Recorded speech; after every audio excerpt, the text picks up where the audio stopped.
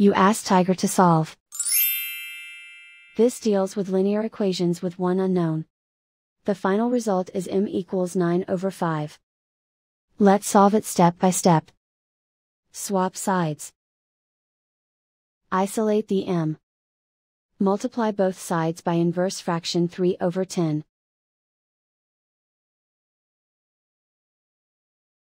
Group like terms. Multiply the coefficients. Simplify the fraction. Multiply the fractions. Simplify the arithmetic. And so the final result is m equals 9/5.